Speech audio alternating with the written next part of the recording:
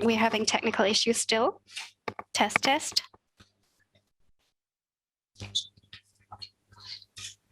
Okay.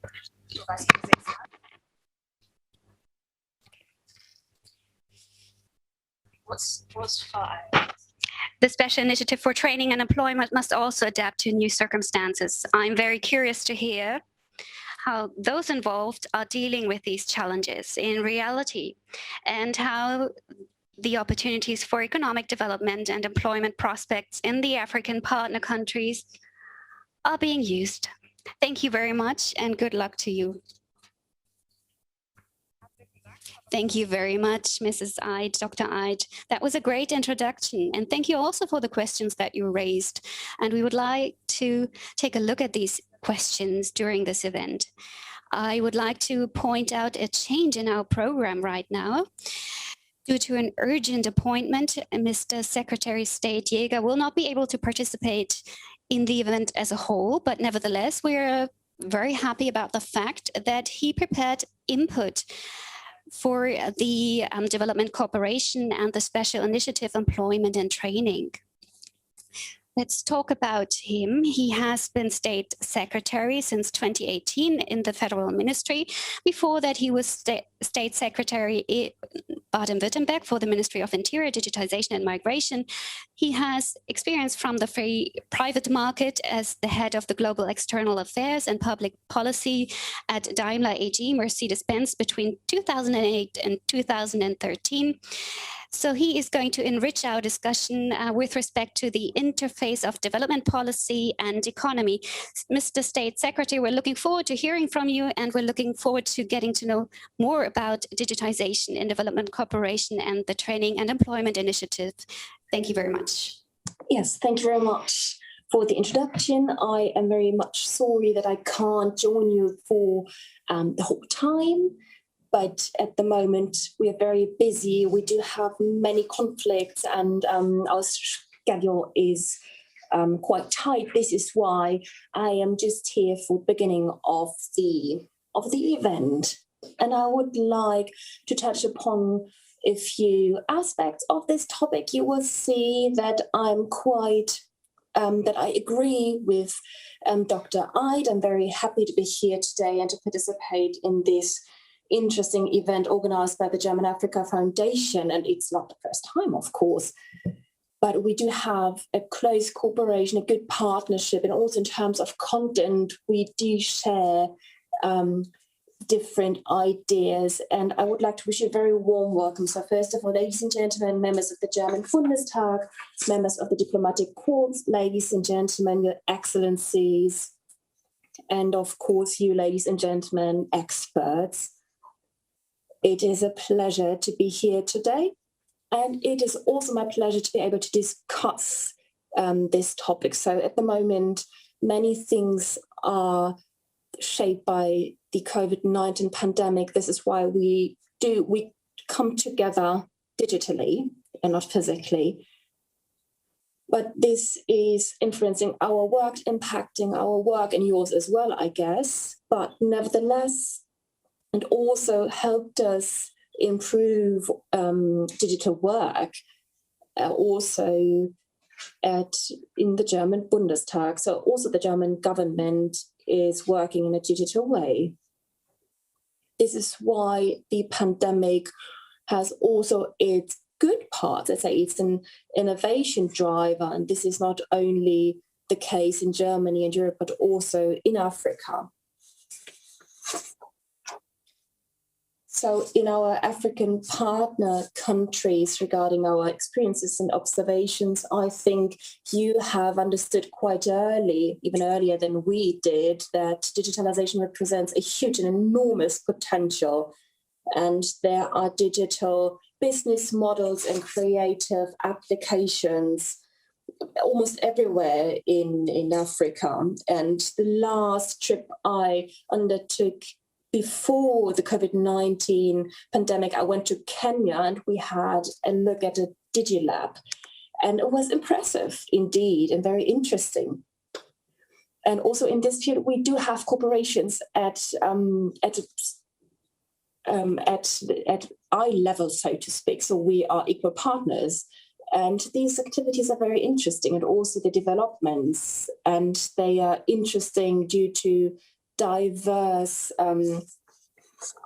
aspects. We have different platforms in Africa that we've launched, for example, and in order to provide people with access to educational content, not only during the pandemic, but also afterwards. And we have a strategic alliance technology in Africa that we created. It is a network of 200, around about 200 companies. And 3 years ago, it was the Special Initiative on Training and Job Creation was founded, and it was, with this initiative, we try to pave the way for new ways, for new ideas, a cooperation with the private sector.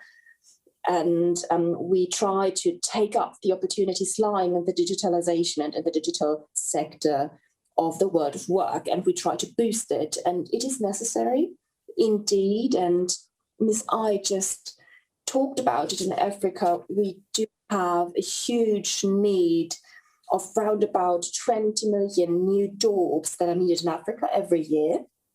And this is a huge challenge we have to face, ladies and gentlemen. And nevertheless, we feel obliged to support these young people and to provide them, to give them a future perspective. And as state development agency and as donor country, we feel that we are in charge. And it's not only about the state initiatives, but it's also about the private sector. So we do have to establish corporations with the private sector, and we've already did. And the special initiative is a very practical one. It's always the question, where do we have barriers to investments, any kind, all kinds of barriers, and what can we do in order to overcome these obstacles? And we would like to do this in an efficient and sustainable way, of course. And also very practical, so to speak. We do have different initiatives. We have different investment projects. For example, this kind of industry park in Ethiopia that hasn't been connected to the road network. And this is why we try to finance the construction, or we finance the construction of this road. And in return, companies settled there in this industry park, and they created around about 4,500 new jobs. And this is what I would call efficient. But it's not only about efficiency and being effective, of course. No, it's also about creating jobs and to make them sustainable and to make them, here to stay, so to speak. And we doing this by asking the companies that are implicated in these projects to make their contribution, which is important. And of course, what is also of high importance for us as German government are the economical and social standards that need to be respected, and that need to be respected from the beginning on. And jobs have to be well paid and decent, of course. So during the pandemic, there have been many drawbacks, many problems, not only in Europe, but also in Africa. And the Human Development Index was reduced, and the economic power, the economic performance was also reduced during the pandemic, and still is. So jobs are in danger, but we try to keep them, to preserve them. And many companies are also involved in this undertaking. So I think in 2,700 companies with around about 120,000 employees, they were struggling, but nevertheless, we were able to provide support to save these jobs with our partners. And what we see, or we would like to have a look at the future, and talking about digitalization, the digital economy is an important potential and has huge potential for creating jobs, not only today, but also in the future. So what we support is the construction and the establishment of digital centers. We do have the Digital Skills Accelerator Africa that also represents an important approach. So this is a good idea. This is an accelerator bringing together knowledge and needs-based trainings and further trainings, for example. And what we do is to aim at creating high-quality jobs in Africa's industries of the future.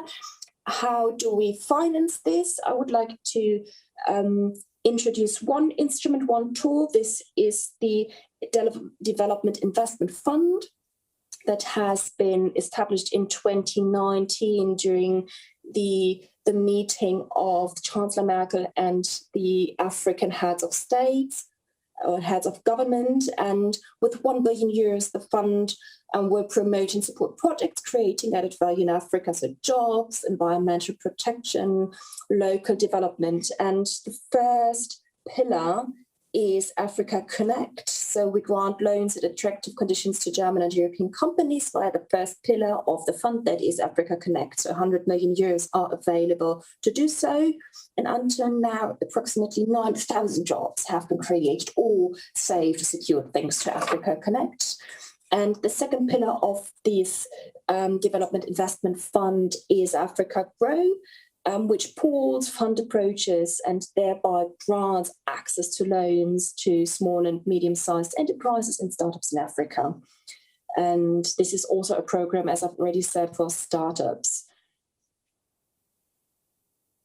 And until today, more than 600 million euros have been provided, which is a huge amount of money. And we try, or what we aim at, is to proceed this way in the future. Ladies and gentlemen, this is why I'm very positive and enthusiastic when it comes to the future.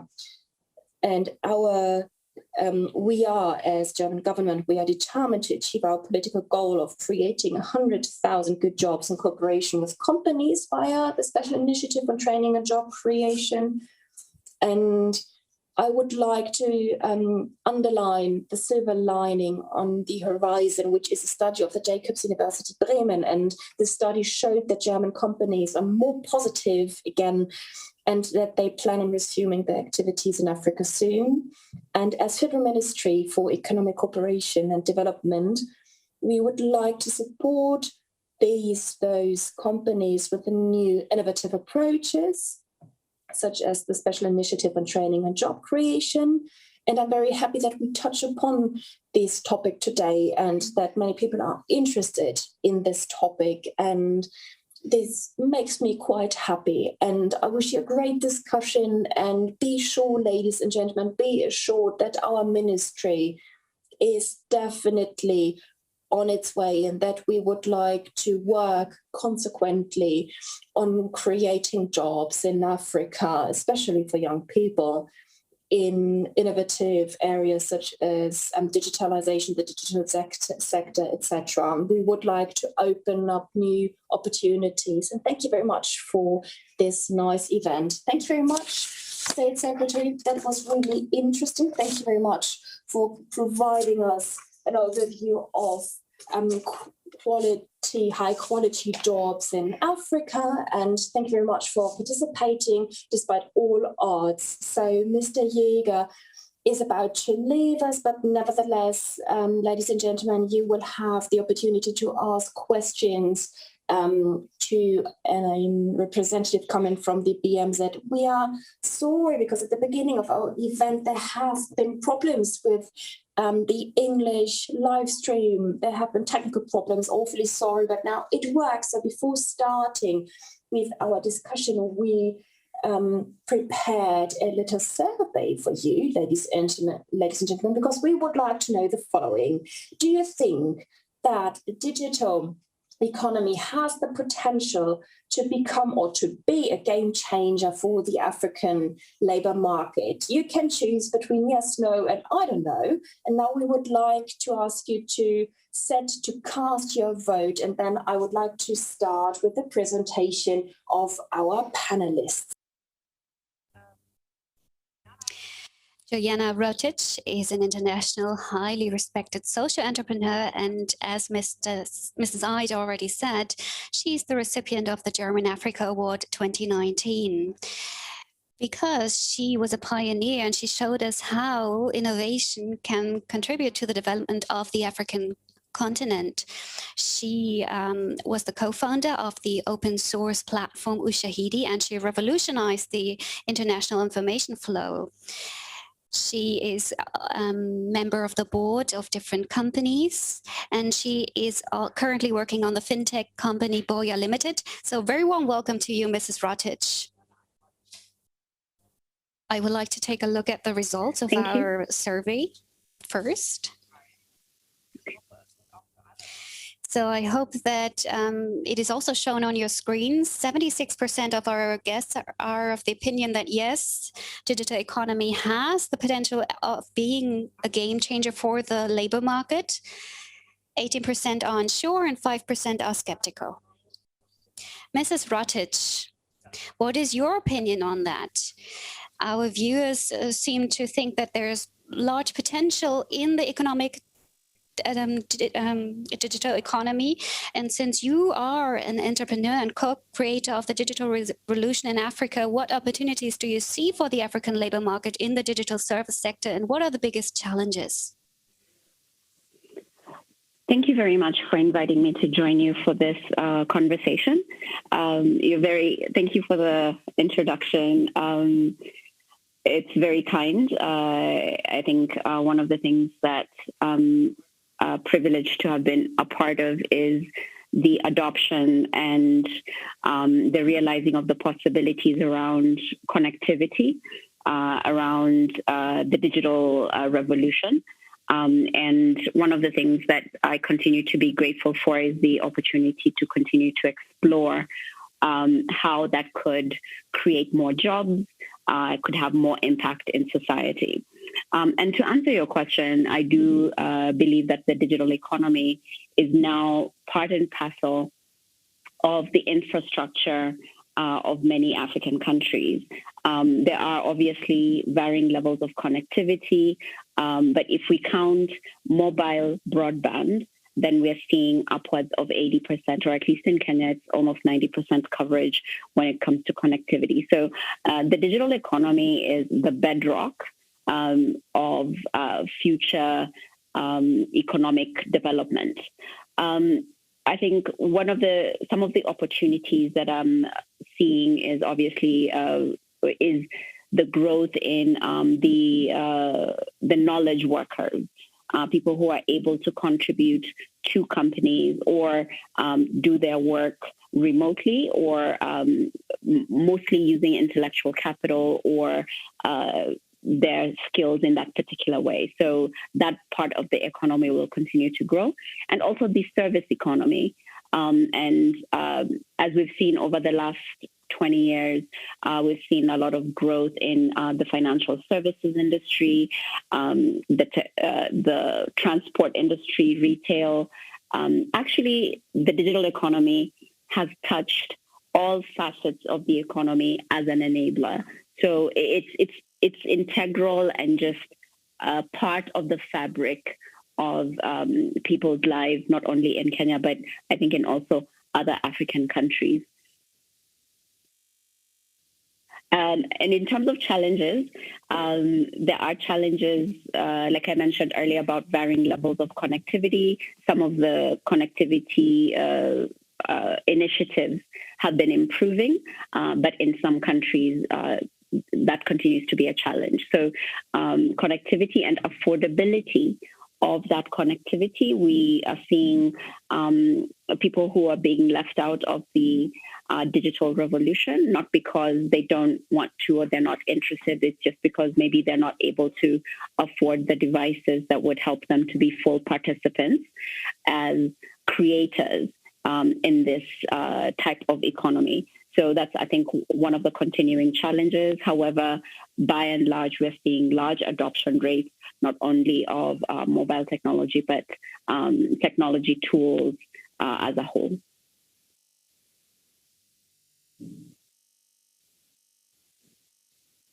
Thank you very much, Mrs. Rotich, for this insight.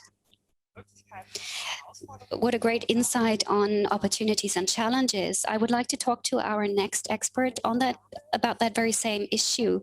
Amel Saidana, she's also an entrepreneur and she's an expert on digital transformation in Tunisia. She's had a career in multinational companies such as Microsoft and Nokia, and she is a co-founder of Digital Value, which is a digital transformation platform for small and medium-sized companies. She's also president of the Association of Tunisian Startups, and she's also member of the Digital Center of Excellence and the United Nations Economic Commission for Africa.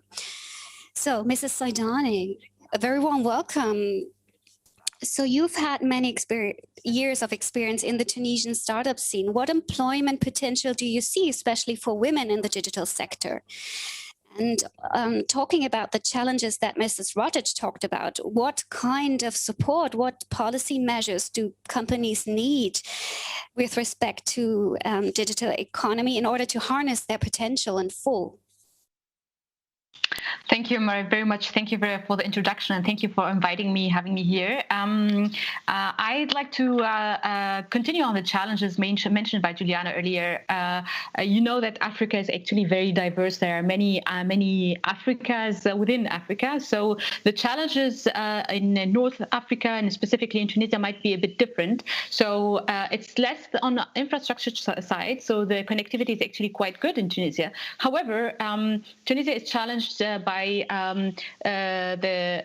so the economy has been shrinking in the last year since 2011. The unemployment, specifically within the youth, is growing much faster. So we have 40% of people between 15 and 24 years old being unemployed today, and many of them holding university degrees. So it's like the challenges have even been magnified by the COVID crisis in the last 2 years. The country has to manage this duality between solving these urgent challenges on the political side, on the economic side, but also looking at the transformative powers of innovation and digital. And probably the key is to find a way to see that this transformative power of the digital might be actually the solution and not just another challenge. So we have also the challenges on the lack of accurate and clear vision when it comes to digital transformation positioning of Tunisia. So Tunisia is probably not really a front runner in the region when it comes to, or globally when it comes to digital and innovation. However, it has actually massive potential because the level of education in the country is actually amazing. The number of in number, but also in quality, the number of engineers and tech people produced by universities every year is important. It's 7,000 per year, and 60% of them are women. So actually, it's a very diverse ecosystem. Also, if we look at the startup scene, so 25% of startup founders are actually women. So the potential is there. The founders of startups are today 60% of them are engineers, are master's degrees and plus. 10% are PhDs. So the bright power is there. It just needs to find enough space to thrive and grow and contribute to the growth of the economy. So the challenges stay for these people on the policy and legal framework side. The legal framework is really antiquated. It's not up to date when it comes to allowing the government or the state to be a facilitator of innovation and development. So for that, what we really need is some transformative approaches to the Tunisian economy. The country is is in a space right now. It's a space with a lot of uncertainty and ambiguity when it comes to economic development. And this is the perfect space for entrepreneurs, actually, because they have a high risk tolerance. So the power or the solution would be in connecting the country's challenges, be it on the enterprise side, but also on the government side, with the power, creativity, and problem-solving approaches of these entrepreneurs. We would also need to look at supporting SMEs being the backbone of the Tunisian economy with their own digital transformation. So SMEs are today competing in a very old-fashioned, traditional way. They are looking with some disdain and so they're lacking probably the leadership and the execution capacity when it comes to implementing a digital transformation. And this is an area where support is definitely needed, especially that many of these SMEs are integrated in global value chains. So the impact on the country will be massive if Tunisia finds a new positioning in these global value chains through upgrading our own SMEs. So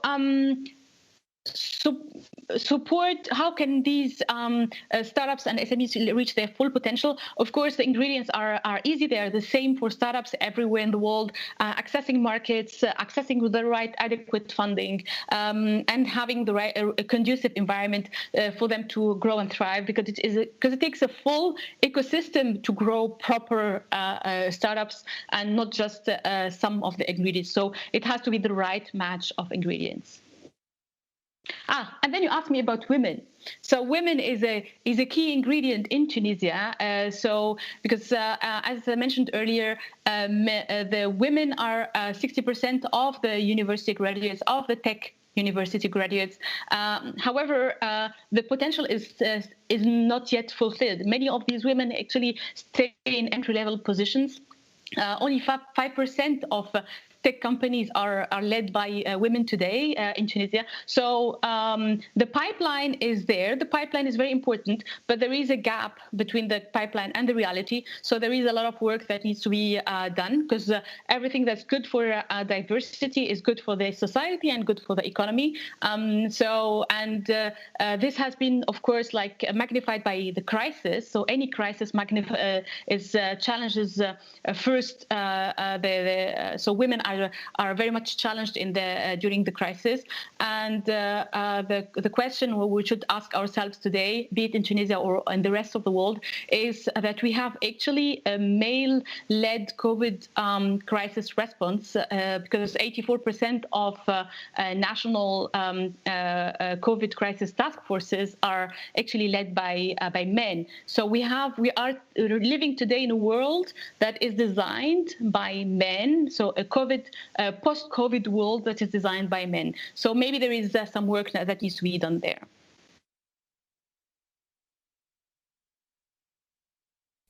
Thank you very much. You brought the right subject. You need a right mix of policies in order to fully harness the potential of digital economy. This is where the special initiative actually comes into play. It wants to implement diverse measures. We're talking about the Digital Skills Accelerator Africa. And before we talk about this in detail, let's take a look at a clip, what this actually means. Afrika steckt voller Potenziale. Mit der Sonderinitiative Ausbildung und Beschäftigung fördert das Bundesministerium für wirtschaftliche Zusammenarbeit und Entwicklung, BMZ, Privatinvestitionen in afrikanischen Partnerländern, um dort bis zu 100.000 Arbeits- und 30.000 Ausbildungsplätze zu schaffen. Der Digital Skills Accelerator Africa, DSAA, ist ein Teil dieser Initiative. DSAA mit Pilotprojekten in Ghana, Marokko, Ruanda und Senegal ist eine gemeinsame Initiative des Bundesministeriums und europäischen Branchenunternehmen der digitalen Wirtschaft.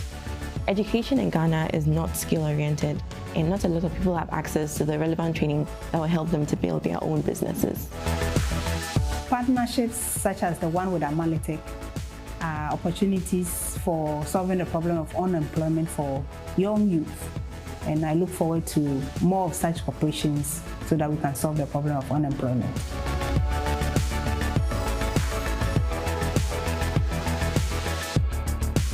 Due to the training that is received, it puts the Ghanaian youth in a position to be employed by IT firms all over the world. Mit dieser Initiative schaffen wir eine Win-Win-Situation. Geschäftsmöglichkeiten für Unternehmen sowie Zukunftsperspektiven für die Jugend vor Ort. Die Aufnahmen sind vor der Covid-19-Pandemie entstanden.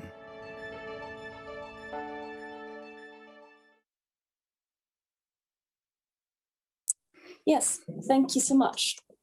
We do have the founder of the Digital Skills Accelerator Africa here with us, Martin Hacker.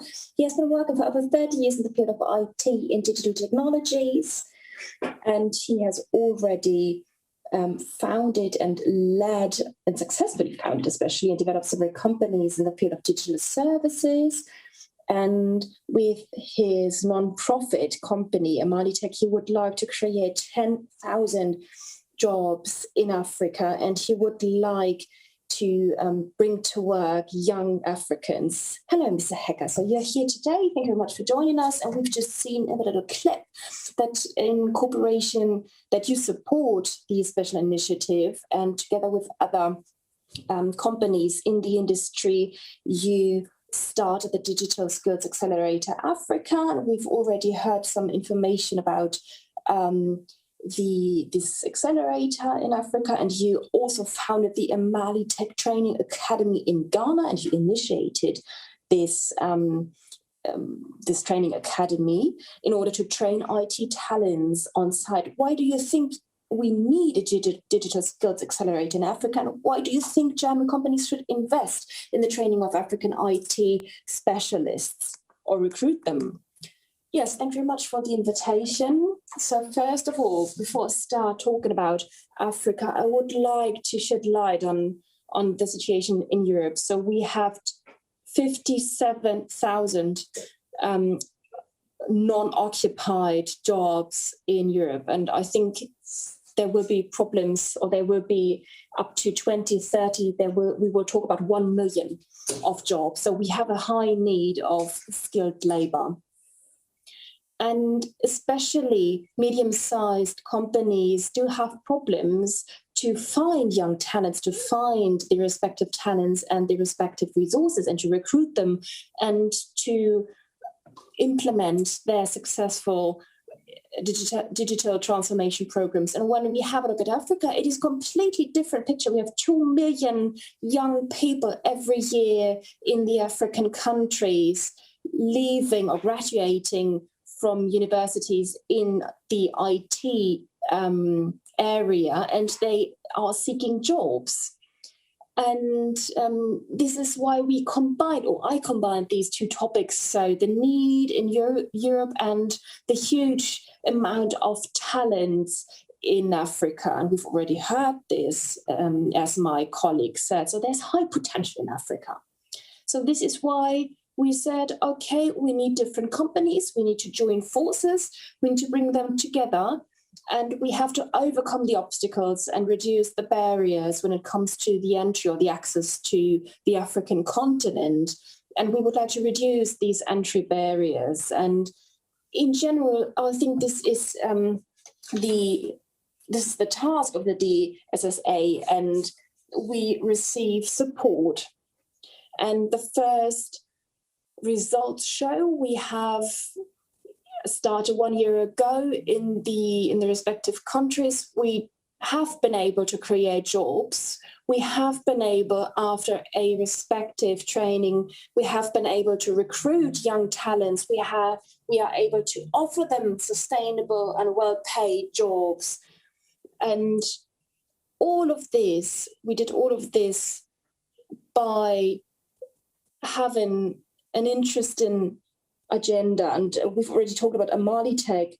this is a very important topic we are about to boost and to further enhance. And we would like to win young women for the topic, or for the ICT sector, and to bring them into work and to support them in their professional development. And another aspect is the topic of inclusion and integration, because many people who have been left behind due to their personal limits or restrictions, they have been left behind, but we need to include them, and they are also looking for work, for jobs, and what we try is to include them. So this is why our organization is a supporter and building bridges to Africa. And ladies and gentlemen, you are invited to join our organization and to become part of it, of the Digital Skills Accelerator Africa, and to join us in building these bridges.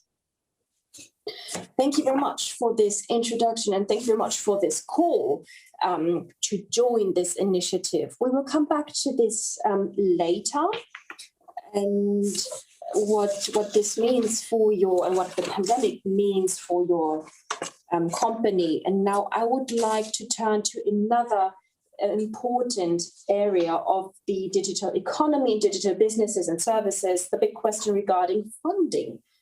So I'm very happy to be able to welcome Mr. Edmaso Tadesse. He is an international banker and business leader with experience at board and executive levels globally and in Africa.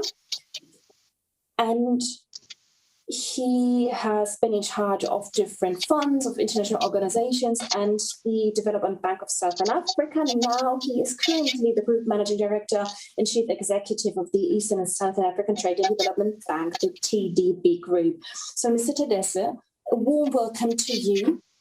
And the Eastern and Southern African Trade Development Bank organizes and arranges financial support for trade projects and infrastructure across the region, and it cooperates with the special initiative in the context of its COVID-19 response mechanism.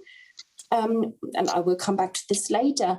Could you please first tell us a bit more about the TDB and its role in the digital economy, and how do you see the present and future role of digitalization as an engine for job creation? And can you provide us with some recent examples from your experience? The floor is yours. Thank you, Sabine, and thank you to the organizers for having me on this panel discussion. Digitization, of course, is a subject that's quite close to our hearts. I say this because TDB is a very active investor in the ICT sector. We've been investing in that particular sector for a couple of decades now, since the turn of the millennium, when we saw the beginnings of the revolution in telecommunications infrastructure, which provided the baseline for the dramatic improvements we've seen in connectivity, as Juliana has highlighted in her remarks. So we, of course, have a mandate to finance infrastructure, including ICT, but also SMEs directly. And of course, we've seen the impact that investing in fiber optic cables has had on the enablement of the economy at large. And that's why we deeply share the conviction of the previous speakers and many others globally who've been advocating for more accelerated push of digitization because of the benefits. And I think we often talk about the sort of more obvious areas around mobile telephony and app-based connectivity, whether it's mobile banking or fintech. But the applications of digitization go to so many different sectors. We see it, of course, very actively in the transport sector, not just consumer transport at the passenger level, but also bulk transport, trucks and the like, optimizing their effectiveness. But also we've seen the agricultural sector also using digital services in a way that was not possible in the past. So really the expectations, the promise that we all see in this driver of enablement is uncontested in our view. And we see over the years ahead as connectivity improves, as broadband infrastructure expands beyond the 1/3 level access we see at the moment, adding, of course, to the 80% of mobile telephony connectivity that people have. All of this will really just set the stage for big leaps forward. And just for those who may not really truly believe in this promise, let me just highlight that just in 2018, a couple of years ago, a survey was done, and about 50% of all mobile money accounts in the world were in Africa. So clearly, Africa is a very fast adopter of innovation and technology. Of course, we've seen it in Kenya, which was a world leader in mobile money. But today, half of the world's users of mobile money are in Africa. So that really is a strong indication of what's to come. So yes, we see the potential as being very strong, and we continue to invest hundreds of millions of dollars in broadband and fiber optic cables.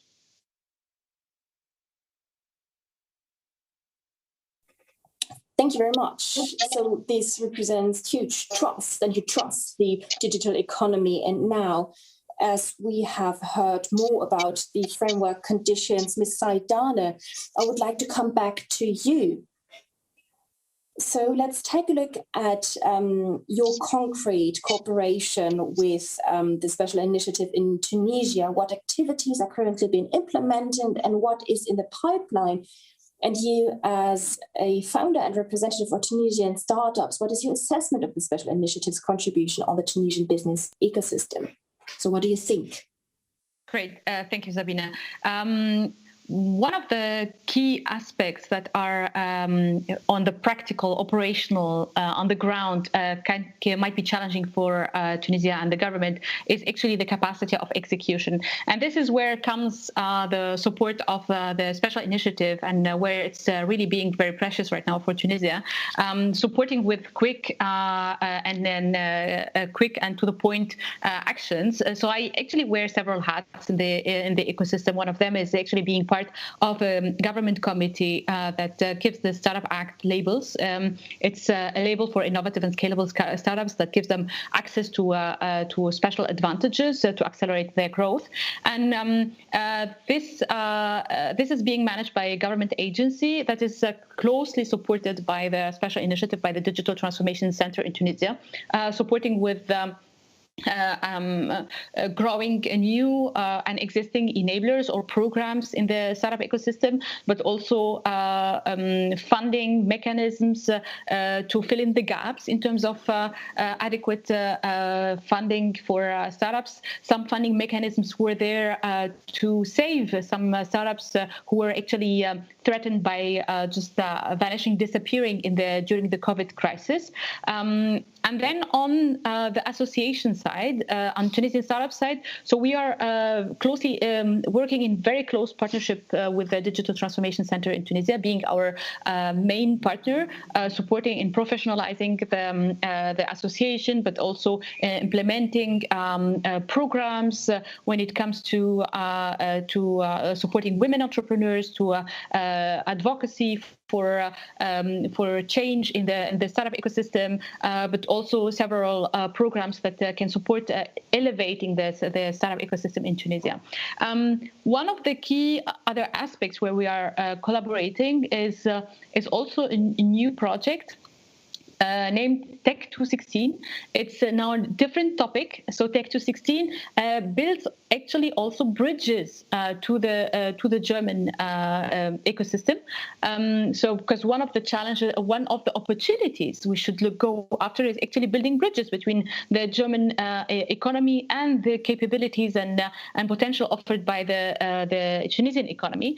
This being recognized, Tech 216 is a model where we're connecting German customers with the IT capabilities in Tunisia.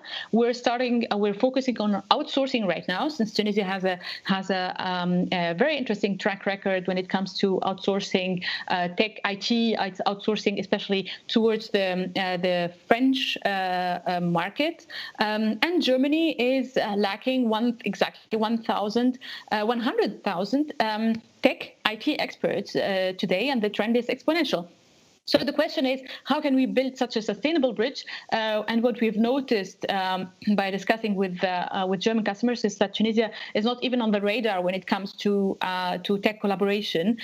So the question is, how can we de-risk this type of first collaborations? Because what we have tested so far is a reference project with BMW and a Tunisian company, and it has worked brilliantly. So we'd like to expand this type of collaboration to other couples of companies, and then there is a lot of the Digital Transformation Center has started many initiatives, a diversity of initiatives, and it's actually quite cool. That it's really good that we have this level of diversity, because it really takes an ecosystem, a full working ecosystem to make it work. So we need to tackle all the problems or all the challenges at the same time.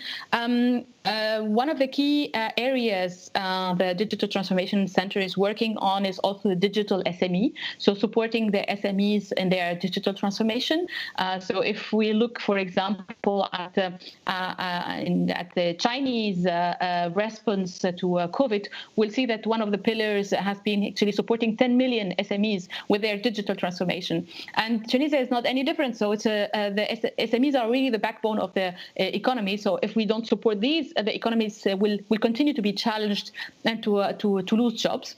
So we need really to go there to be able to catalyze a new momentum of growth. So since new models, the new concepts are still being developed, there is the room for designing and imagining new models are still there with the Digital Transformation Center, which is really cool. But we can see that the focus is on creating new models, leveraging the digital transformation business models to activate new types of partnerships. For example, through the collaboration with the GSMA, activating the role of telco operators in playing in growing the growing the startup ecosystem and playing the role they could be really playing to fulfill their contribution to the startup ecosystem. And also, of course, I insist on the part there that being a trusted third party can really support to grow the connection between the Tunisian and the German ecosystem. So, because having this type of de-risked collaboration can open first doors. Of course, when it comes to outsourcing as a first level, but we can imagine many types of collaborations. And it comes to product co-development, co-creation, JVs, collaborations to go together to other markets. So there is an infinity of space for creativity when it comes to digital collaboration.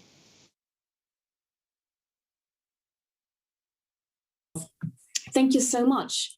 This is one topic that is the red thread, so to speak, of your contribution. So this is the strength, the positive side of the special initiative. So creating and tapping into the potential of the cooperation between local companies and the special initiative. And you've already talked about it. And during the COVID-19 pandemic, it changed a bit. So the economic The pandemic has shocked the world economy. Global supply and trade chains have been disrupted. Investments have been stopped. Labor markets have collapsed, not only in Europe, but also on the African continent. So what is the impact of the COVID-19 crisis on the African economic situation and employment situation? And how has the special initiative responded? What are your observations? And Mr. Tadesse, you as regional partner of the KfW, you were substantially involved in the implementation of a special initiative COVID-19 measure in Ethiopia, which supports small and medium-sized companies in preserving jobs. Could you please describe this measure or this response briefly? What happened? Yeah, thank you. This is an area we've been very passionate about because, of course, the COVID-19 impact has been such an unexpected shock on all of our region, of course, and we had to look for partners who are really looking to step in and do some unique interventions that would help minimize some of the effects. So we have a long history of working very closely with the KfW group, and it's been a very valuable and fruitful relationship over many years. And when we came across this opportunity that the special initiative was looking to embark upon, we said, well, we'd be very happy to be a partner.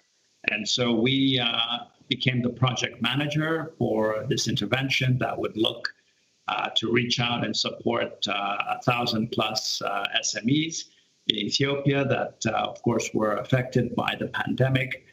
And we looked for a very smart and efficient way of quickly reaching these SMEs. And that meant identifying suitable commercial banks that had large portfolios already of SMEs. And what we did is we threw our weight behind them, designed the intervention together with our good partners, the Special Initiative, KfW, and others.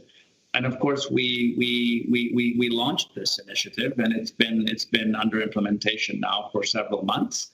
Began in the middle of 2020, and we expect that it will, at the very least, save some 20,000 jobs.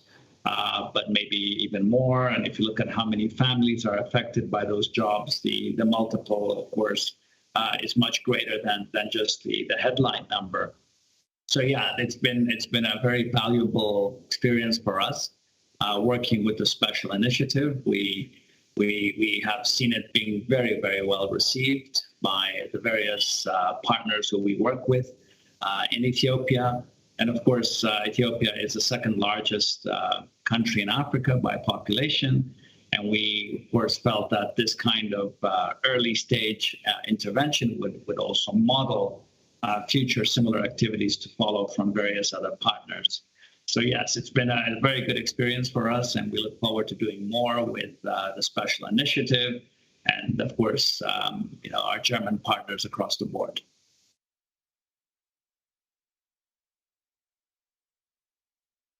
Thank you very much. Ladies and gentlemen, so soon we will be able to answer questions from the public. So let me remind you one more time that you can ask your questions in the chat box. It's on the right-hand side, but right next to the live stream. And please also indicate your name when you ask a question and also who your question is directed to. If you joined us via live stream, or via Zoom, my colleague is going to post the Zoom link in the chat box, and then you can join us via Zoom. And please take into account that it might take a couple of minutes to join us because you will have to go through a technical check. If you don't have your own Zoom account, you can also join us via browser. And let's stick to the challenges of the COVID pandemic. The Training Academy actually offered digital training opportunities. So, Mr. Hacker, how flexible were you able to react to the pandemic, and what were the strengths of the special initiatives, and what was the potential connecting points for future cooperation in cooperation with the special initiative? Thank you very much for that question. Let's talk about the pandemic in general. Of course, there is a number of challenges we're dealing with right now worldwide. Nevertheless, let me highlight that we had a great cooperation with German companies, and suddenly remote working became possible in Germany and in Europe. And suddenly this became something very normal, and suddenly this became the way to go of how to implement common projects. Despite COVID, we managed to work with DSSAA, and we managed to generate hundreds of thousands of new jobs, and those jobs are now available for young talents. Of course, this was accompanied by different adjustments that we had to make. As we talked about before, we had to readjust our training program, and we had to digitalize it. Our service center had to be readjusted so that you could actually work from home if it was possible. So this goes to show how well the infrastructure in Africa is already working, especially in Ghana, where we were operating and where we initiated our program. Technically speaking, we did not have any issues. We actually managed for our colleagues to work from home.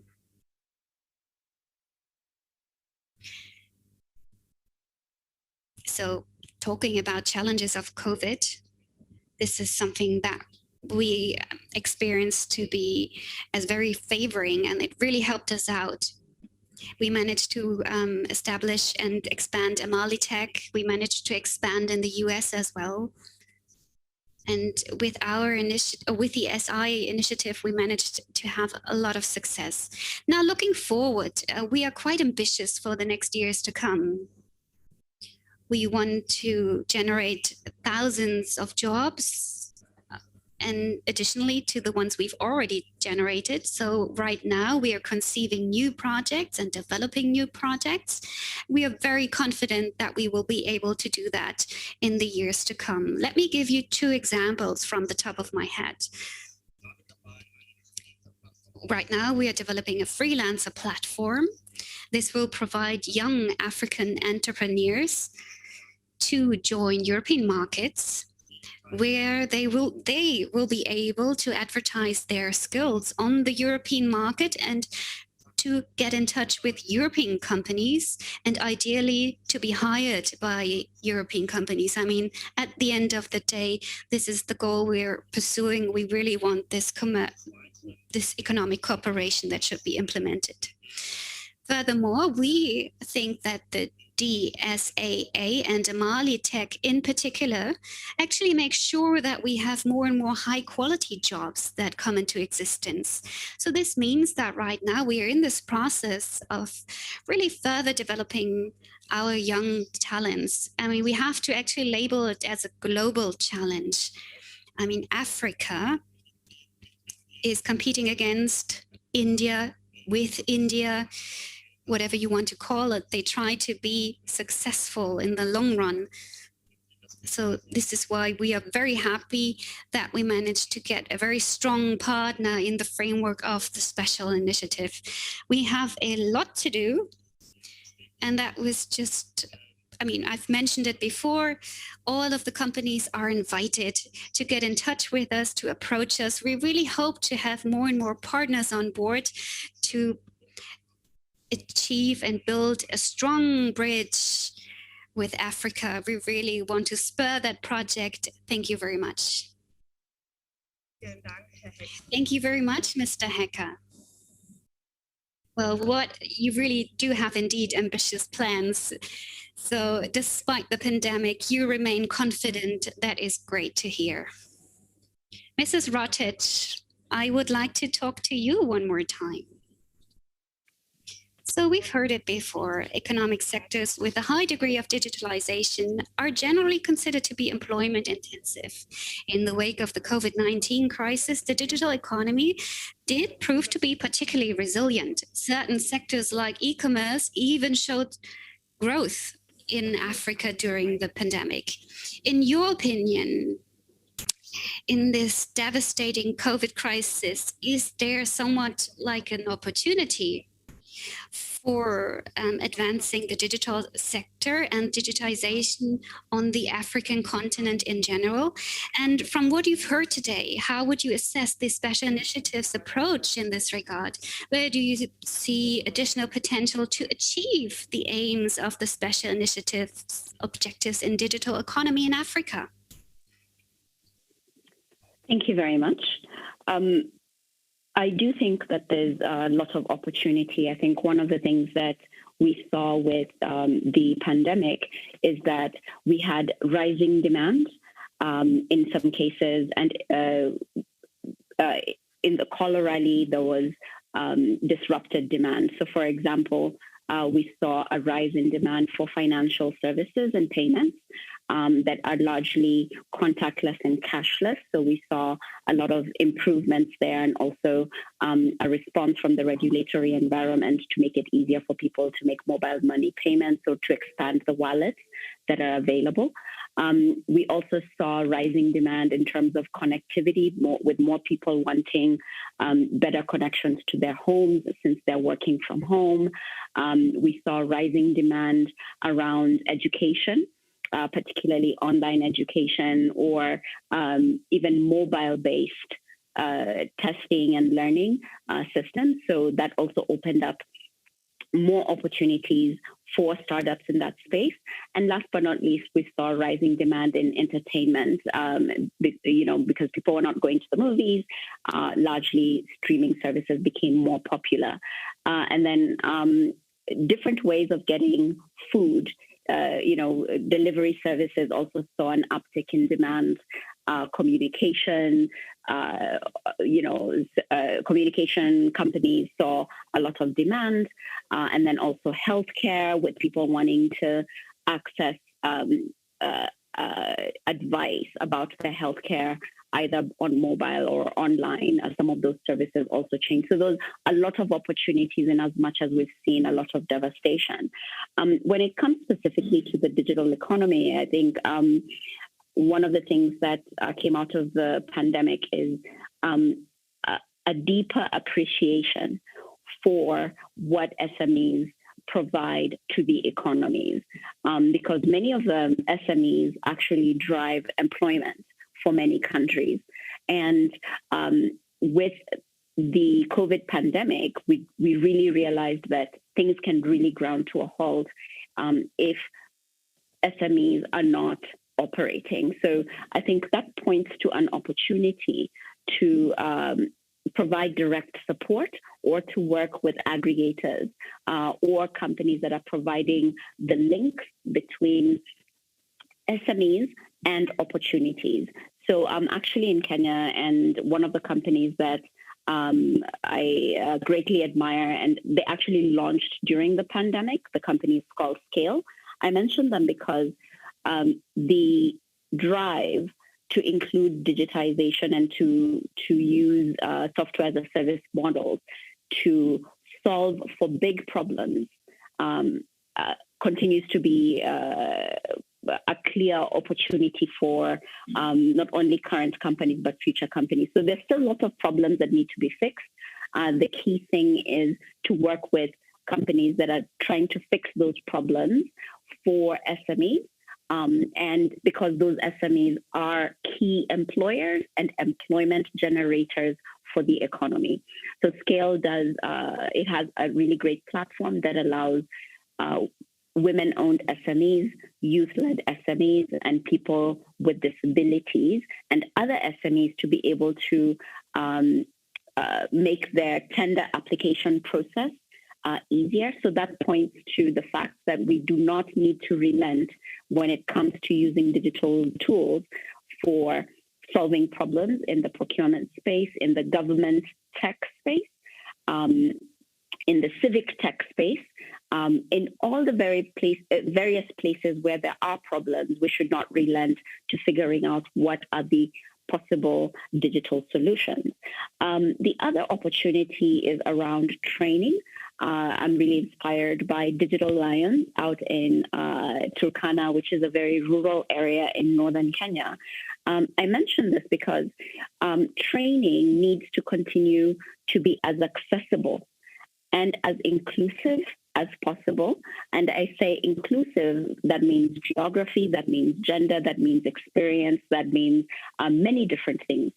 So we need to continue thinking about supporting initiatives or projects that provide that inclusivity.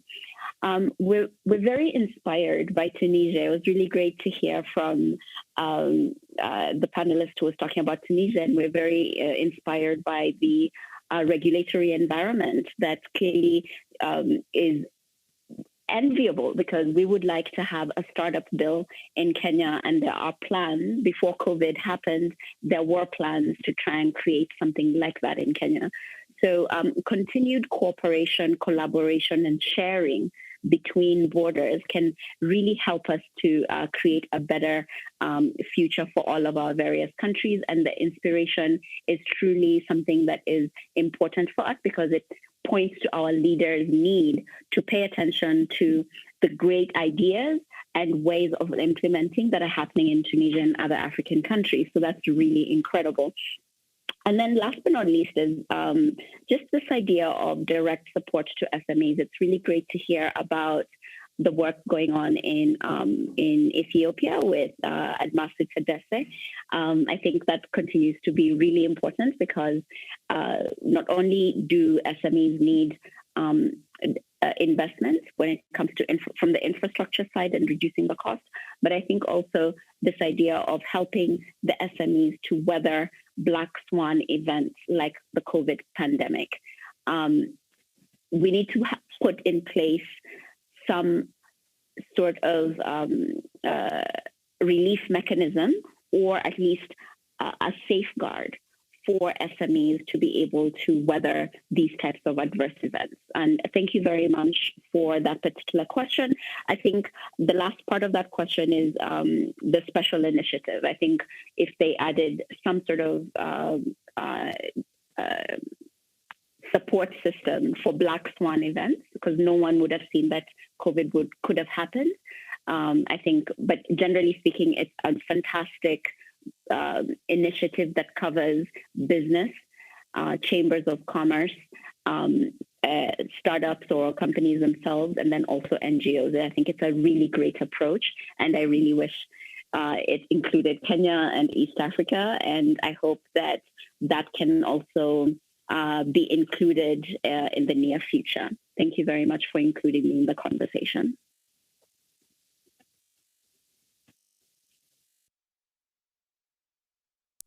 Yes, thank you very much, Ms. Rotich, for these interesting remarks and your assessment.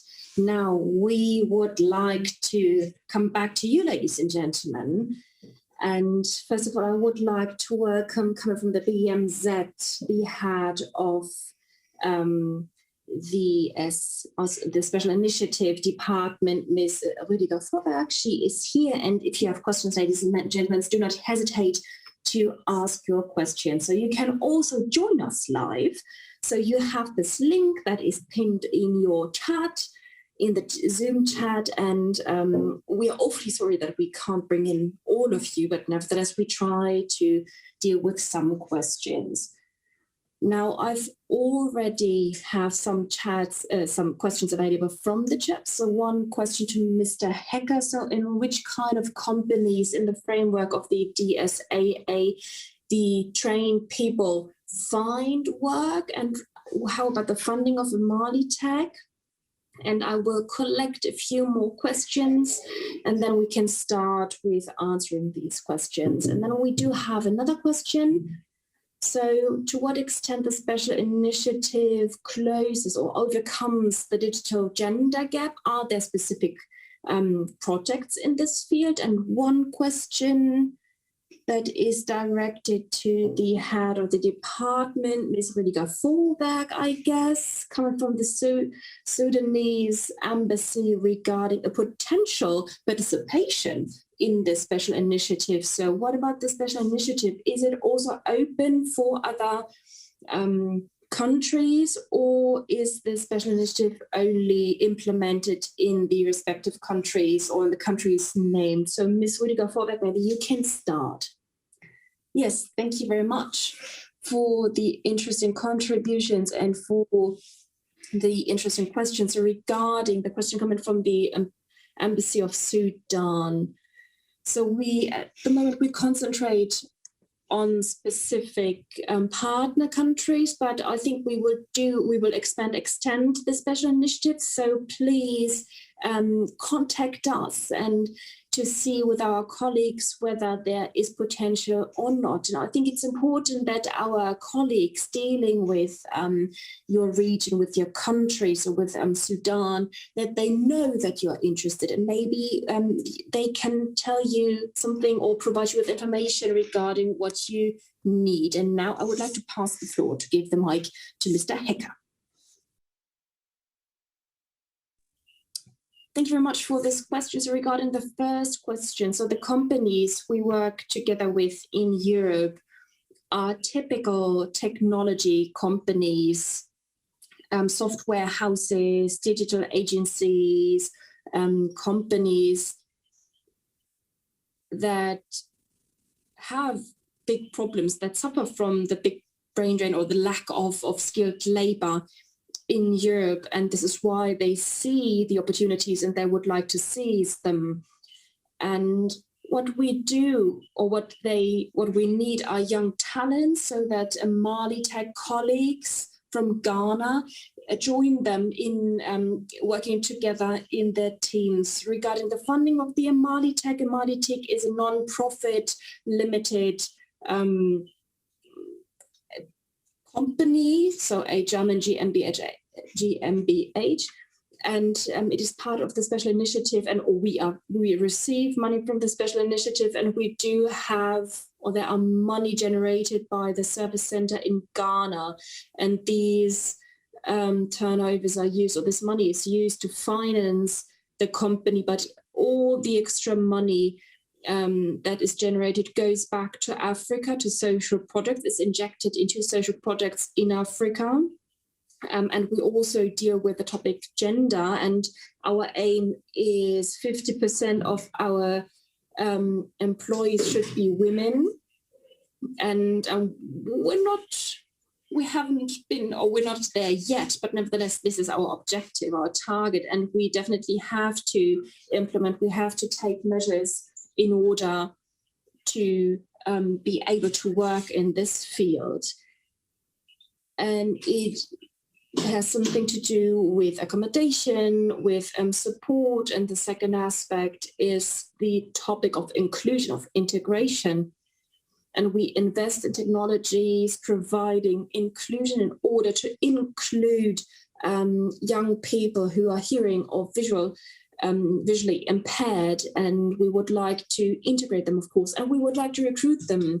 Last point, regarding the SS Children's Villages, we started an initiative in order to invest the surplus of money in terms of coding. So we initiated coding projects for those children, and in order to get them in touch with the topic of coding, IT, etc. So how to deal, or how to use your computer to code, what about the assessment of data or evaluation of data, etc. And if or when these children are interested in this topic, it's some kind of paving the way for their digital career, I would say. So Ms. Saidana, would you like to say something to overcoming the digital gender gap? Maybe you can make a contribution. That would be lovely. Yes, thank you very much, Sabine. Overcoming the gender gap is a challenge that is worldwide. It has been unfortunately even deepened by the crisis. Women have to bear 80% of the household work in the MENA region. So and this is having a serious impact on their careers and career choices and their contribution to the labor work, to the world of work.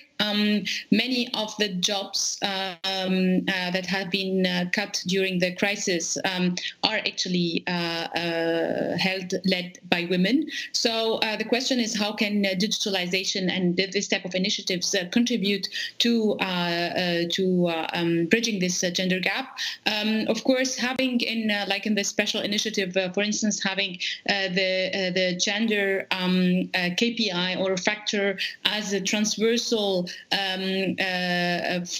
KPI across the board is actually key, because it's a challenge across the board, and everything that's good for the gender equality and equal chances is actually good for society and for the economy. So It has to be everywhere.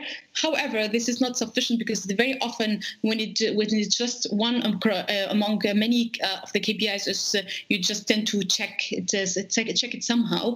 Having some focused measures or programs are actually essential for to have a stronger contribution of women when it comes to founding startups. We have today 25% of startup founders are women. However, this is not sufficient compared to the potential we've discussed earlier. So we should be aiming for 50%. And then this is actually the basis of the pyramid or the start of the funnel, because we don't have data about how many of these or how the ratio of women who benefit from funding eventually. One important remark is also that these women are not enough or necessarily in the front lines. So they don't have the systematically the CEO position. So they are hiding behind somebody else. So the question is why? How can we bring these women to move more aggressively to the front line, and then there is also the question of women on board. So if we get every venture capital, every investor to ask startups they invest in to have at least 50% of their boards being women, of course the startups will go that way, because this is a requirement from their investors. And this is not just something good. This is actually something that's going to systematically, positively impact the bottom line. So we should tackle the challenge at various levels, having more women in the business decision power or positions, but also more women in policy making, in contributing and designing actually our future. And this is I know that right now the special initiative in Tunisia is designing a new component or a new set of projects that is going to be proactively targeting a stronger participation of women in the economy and in the society. And this is, of course, essential for the sustainability of anything that will be addressing injustice.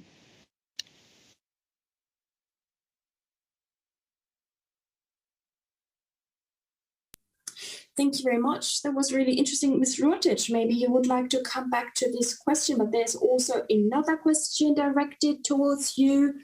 So what is the role of NGOs in the context of the digital economy? What do you think? What is your idea or your vision? Great.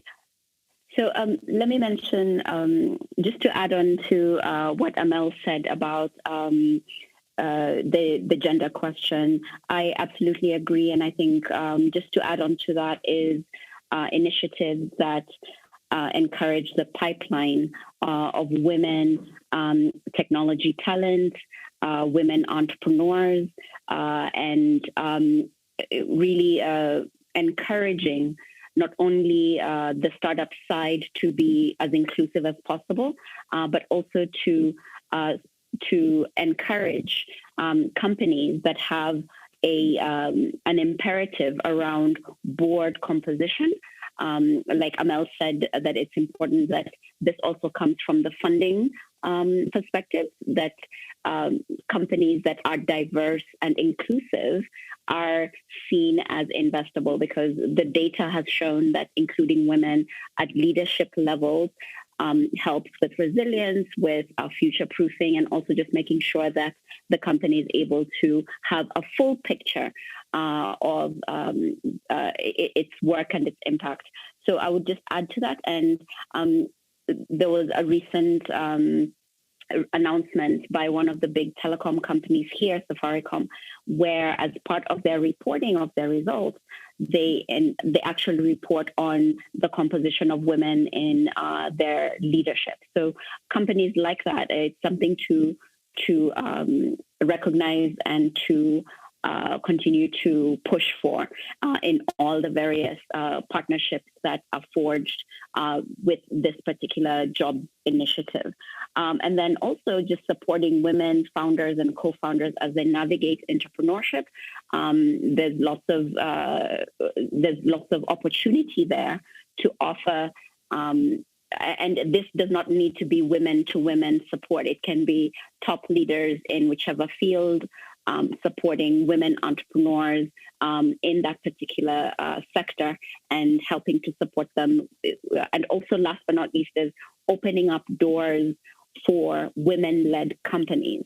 Women-led companies, youth-led companies, people with disabilities, provide opportunities, because that's really most of the things that they want, is a door open for them to show what they can do with technology or the solutions that they have in place.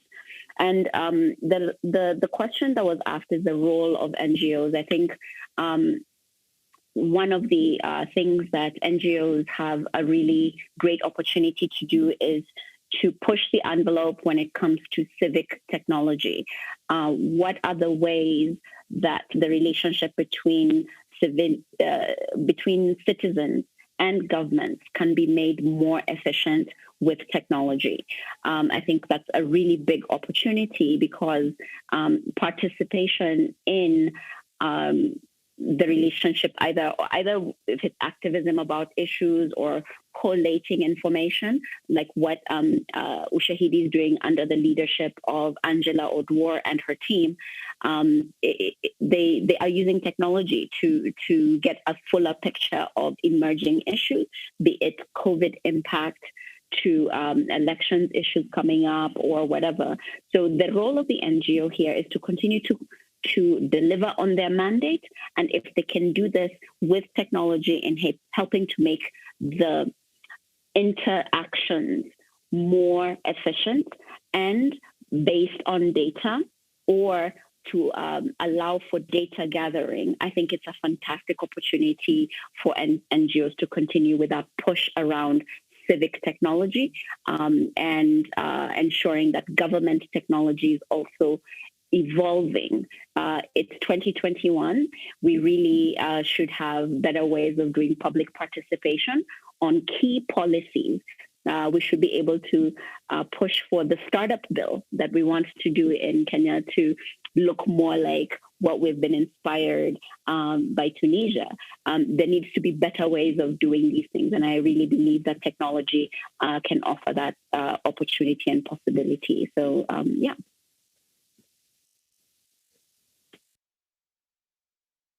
Thank you very much, Mr. Rotich. We don't have people joining us, but we run out of time. So, Mr. Tadesse, there is one last question from the chat to you.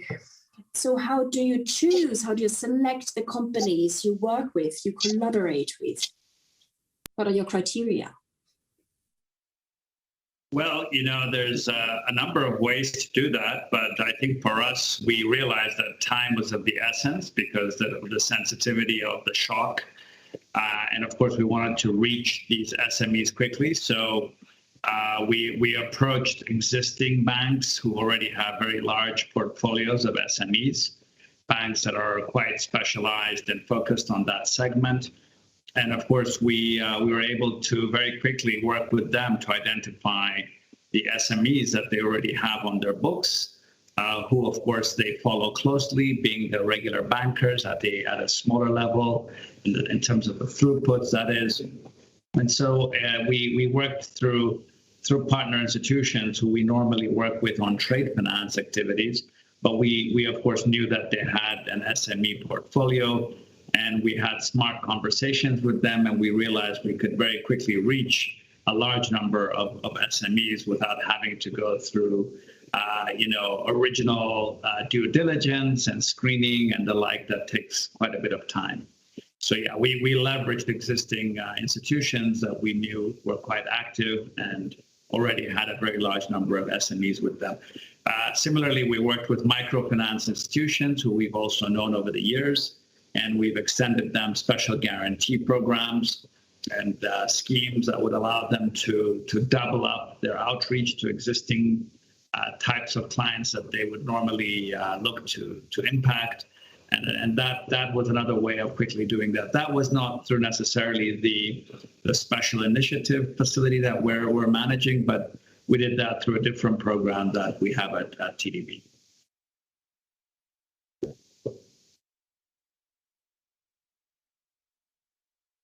Thank you so much to the panel. Now I would like to hand over to our Secretary General, Mr. Schwab.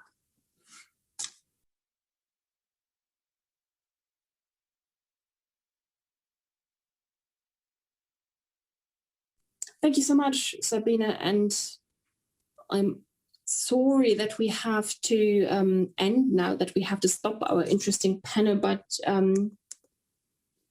so, ladies and gentlemen, members of the German Bundestag, thank you very much for your attention. Thank you very much for participating.